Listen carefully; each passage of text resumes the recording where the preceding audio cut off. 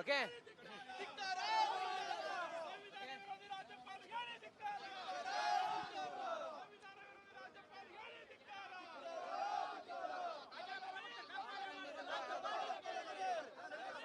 Okay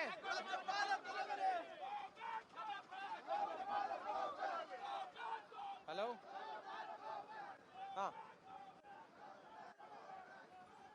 ಏನು ಹಾಂ ಏನು ಹೇಳಿ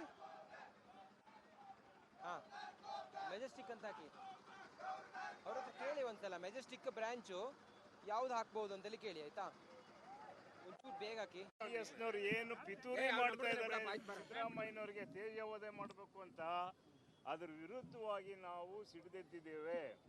ಎಲ್ಲ ಶೋಷಿತ ಸಮಾಜಗಳು ಒಂದಾಗಿ ಈ ಒಂದು ಬಂದ್ ಕರೆಗೆ ಕೊಟ್ಟಿದ್ದೇವೆ.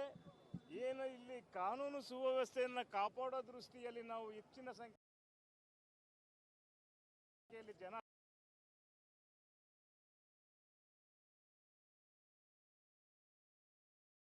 ನಿಲ್ಲಿಸಿಲ್ಲ ಅಂತನ್ನೋದಾದ್ರೆ ರಾಜ್ಯಾದ್ಯಂತ ಪ್ರತಿ ಜಿಲ್ಲೆಗಳಲ್ಲೂ ಇಂತಹ ಒಂದು ಸಮಾವೇಶಗಳಾಗ್ತವೆ, ಇಂತಹ ಒಂದು ಹೋರಾಟಗಳನ್ನು ಕೂಡ ನಾವು ಮಾಡ್ತೀವಿ.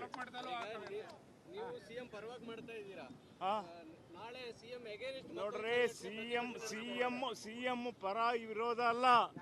ಸಿಎಂ ಏನು ಸಮಾಜ ನಿರ್ಮಾಣ ಮಾಡಬೇಕು ಅಂತ ಒಂದು ಕನಸನ್ನ ಕಾಣ್ತಾ ಇದ್ದಾರೆ.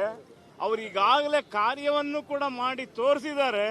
ನಮ್ಮೆಲ್ಲರ ಒಂದು ಏಳಿಗೆಗಾಗಿರ್ತಕ್ಕಂತಹ ಏಕೈಕ ನಾಯಕ ರಾಜ್ಯದಲ್ಲಿ ದೇಶದಲ್ಲಿ ಅಂತಂದ್ರೆ ಸಿದ್ದರಾಮಯ್ಯ ಅಂದ್ರೆ ತಪ್ಪಾಗಲ್ಲ. ಅಂತ ನಾಯಕನಿಗೆ ತೊಂದರೆ ಆದಾಗ ನಾವು ಅವ್ರ ಬೆನ್ನಿಂದಿಗೆ ನಿಲ್ಲುವಂತ ಕೆಲಸವನ್ನ ನಾವು ಮಾಡ್ತಿದ್ದೀವಿ. ಯಾವುದೇ ಕಾರಣಕ್ಕೂ ಅವರಿಗೆ ಯಾವುದೇ ತೊಂದರೆ ಆದ್ರೂ ನಾವೆಲ್ಲ ರಾಜ್ಯದಲ್ಲಿ ಸಿಡಿದೇಳುವಂತ ಒಂದು ವ್ಯವಸ್ಥೆ ಇದೆ ನಮ್ಮಲ್ಲಿ, ಮಾಡ್ತೀವಿ.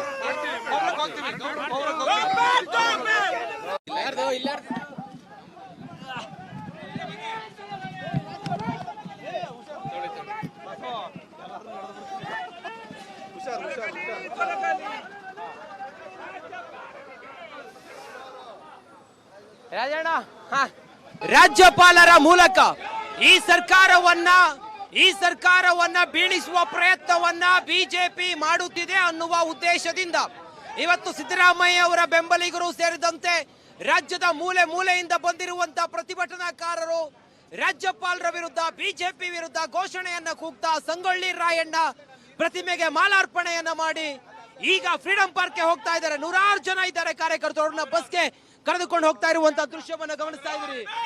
ಫ್ಲೆಕ್ಸ್ಗಳು ನಿಂತ್ಕೊಂಡಿದ್ದಾರೆ. ಗವರ್ನರ್ ಹಟಾವೋ, ರಾಜ್ಯ ಬಚಾವೋ ಅಂತ ಹೇಳಿ ಘೋಷಣೆಯನ್ನ ಕೂಗ್ತಾ ಇದ್ದಾರೆ.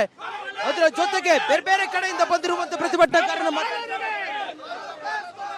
ಆ ಮೂಲಕ ಹೋರಾಟದ ಕಾವು ತೀವ್ರ ಆಗ್ತಾ ಇದೆ. ಹೇಳಿ, ಏನು ಉದ್ದೇಶ, ಯಾವ ಕಾರಣಕ್ಕೋಸ್ಕರ ಪ್ರತಿಭಟನೆ? ಈಗ ಮೂಡಾ ಪ್ರಕರಣದಲ್ಲಿ ಸನ್ಮಾನ್ಯ ಸಿದ್ದರಾಮಯ್ಯ ಅವರನ್ನ, ಸುಳ್ಳು ಪ್ರಕರಣದಲ್ಲಿ ಅವರನ್ನ ತಜೋದ್ಯ ಮಾಡಬೇಕಂತ ಹೇಳಿ ರಾಜ್ಯದ ಬಿಜೆಪಿ ಮತ್ತು ಜೆಡಿಎಸ್ನ ಮುಖಂಡರು ಇದಕ್ಕೆ ಪೂರಕವಾಗಿ ಕೇಂದ್ರದ ಕೈಗೊಂಬೆ ಆಗಿ ವರ್ತಿಸುತ್ತಿರುವ ಸನ್ಮಾನ್ಯ ರಾಜ್ಯಪಾಲರ ನಡೆಯನ್ನು ಖಂಡಿಸಿ ಮತ್ತು ಈ ರಾಜ್ಯದ 7 ಕೋಟಿ ಜನರ ಸ್ವಾಭಿಮಾನದ ಹೋರಾಟ ಇದೆ. ಇದು ಈ ಸ್ವಾಭಿಮಾನವನ್ನು ಕೆಣಕತಕ್ಕಂಥ ಬಿಜೆಪಿ ಮತ್ತು ಕೇಂದ್ರ ಸರ್ಕಾರದ ವಿರುದ್ಧವಾಗಿ ಇವತ್ತು ಬೆಂಗಳೂರಿನಲ್ಲಿ ಬೀದರ್ದಿಂದ ಚಾಮರಾಜನಗರವರೆಗೆ ಪ್ರತಿ ಜಿಲ್ಲೆಯಿಂದ ಸಾವಿರಾರು ಕಾರ್ಯಕರ್ತರು ಬಂದು ಈ ಒಂದು ಪ್ರತಿಭಟನೆ ರಾಜಭವನ್ ಚಲೋ ಕಾರ್ಯಕ್ರಮ ಹಮ್ಮಿಕೊಂಡಿದ್ದೇವೆ. ಈ ಕಾರ್ಯಕ್ರಮ ಇದು ಇಲ್ಲಿಗೆ ನಿಂತಿರೋದಿಲ್ಲ. ಒಂದು ವೇಳೆ ರಾಜ್ಯಪಾಲರು ಸಿದ್ದರಾಮಯ್ಯನವರ ವಿರುದ್ಧ ಪ್ರಕರಣ ದಾಖಲಿಸಿ ಕೈ ಬಿಡಲೇ ಹೋದರೆ ಇಡೀ ಜಿಲ್ಲೆಯಾದ್ಯಂತ ಪ್ರತಿ ಜಿಲ್ಲೆಯಲ್ಲಿ ಲಕ್ಷ ಲಕ್ಷ ಜನರು ಮಾನ್ಯ ಸಿದ್ದರಾಮಯ್ಯನವರ ಒಂದು ತಜೋದ್ಯ ಮಾಡುತ್ತಾರೆ. ಸರ್, ಯಾವ ಭಾಗದಿಂದ ಬಂದಿದ್ದೀರಿ ತಾವೆಲ್ಲರೂ? ಯಾವ ಭಾಗದಿಂದ ಬಂದಿದ್ದೀರಿ? ತಾವೀಗ ಏನ್ ಹೇಳ್ತೀರಿ, ಏನ್ ಹೇಳಲಿಕ್ಕೆ ಹೊರಡ್ತೀರಿ? ರಾಜ್ಯಪಾಲರಿಗೆ ಏನ್ ಸಂದೇಶ ಕೊಡ್ತೀರಿ ಈ ಮೂಲಕ? ರಾಜ್ಯಪಾಲರಿಗೆ ಸ್ವತಂತ್ರವಾಗಿ ಕಾರ್ಯನಿರ್ವಹಿಸಿ ರಾಜ್ಯಪಾಲರೇ ಅಂತ ಒಂದು ಸಂದೇಶವನ್ನು ನಾವು ಕೊಡ್ತೀವಿ. ನೀವು ಸ್ವತಂತ್ರವಾಗಿ ನಿಮ್ಮ ರಕ್ಷಣೆಗೆ ಸಂವಿಧಾನ ಇದೆ, ನಿಮ್ಮ ರಕ್ಷಣೆಗೆ ಸಂವಿಧಾನ ಇರೋದ್ರಿಂದ ನೀವು ಸ್ವತಂತ್ರವಾಗಿ ಕಾರ್ಯಪ್ರವೃತ್ತಿಯನ್ನು ಮಾಡಿ, ಕಾರ್ಯಗಳನ್ನು ಮಾಡಿ, ಇನ್ನೊಬ್ಬರ ಕೈಗೊಂಬೆ ಆಗಬೇಡಿ. ಇನ್ನೊಬ್ಬರ ಕೈಗೊಂಬೆ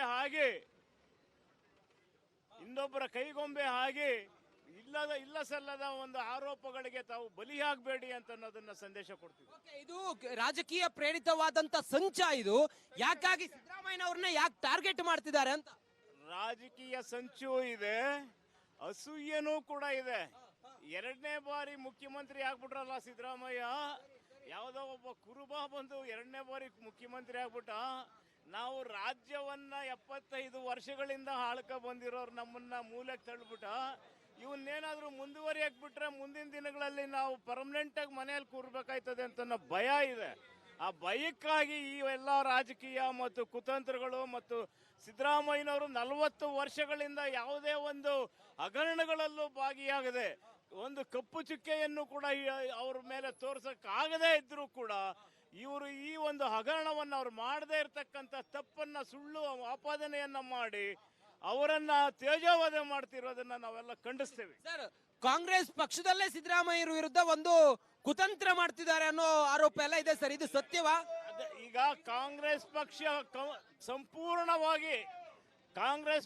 ಸಂಪೂರ್ಣವಾಗಿ ಅವ್ರ ಬೆಂಬಲಕ್ಕೆ ನಿಂತಿದೆ. ಸಂಪೂರ್ಣವಾಗಿ ಅವರ ಬೆಂಬಲಕ್ಕೆ ನಿಂತಿದೆ ಅಂತ ಅನ್ನೋದ್ರಿಂದ ನಾವು ಯಾರ ಮೇಲೇನು ಶಂಕೆ ಪಡೋದು ತಪ್ಪಾಗ್ತದೆ.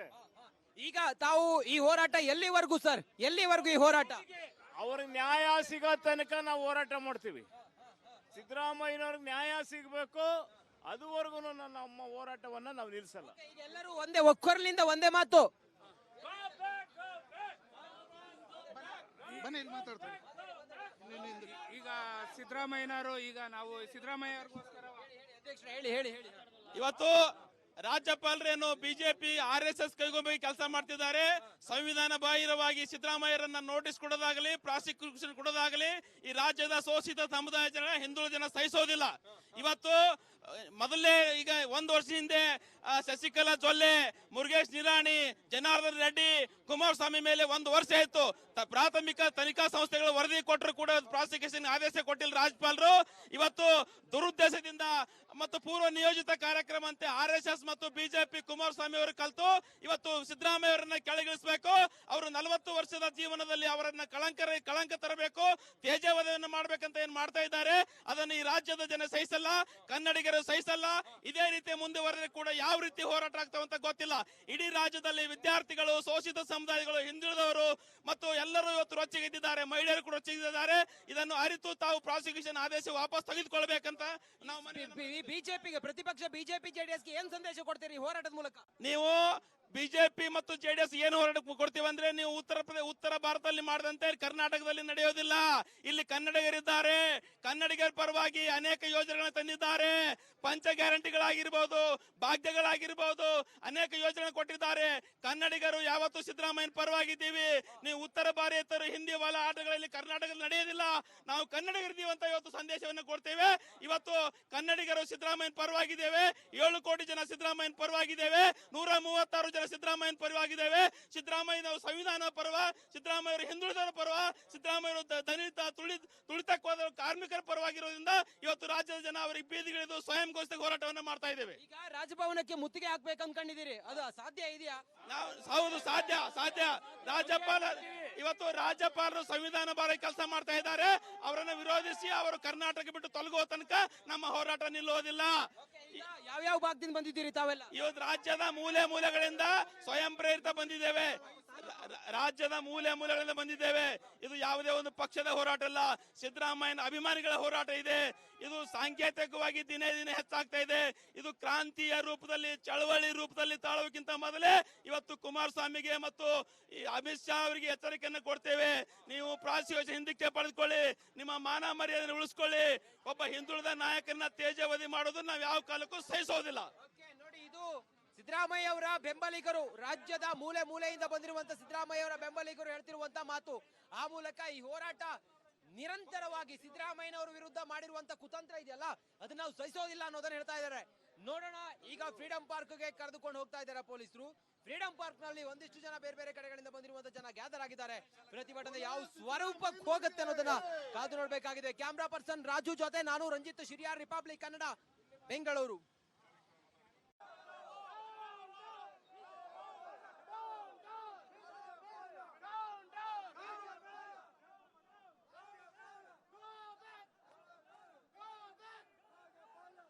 ಮಾಡಬೇಕು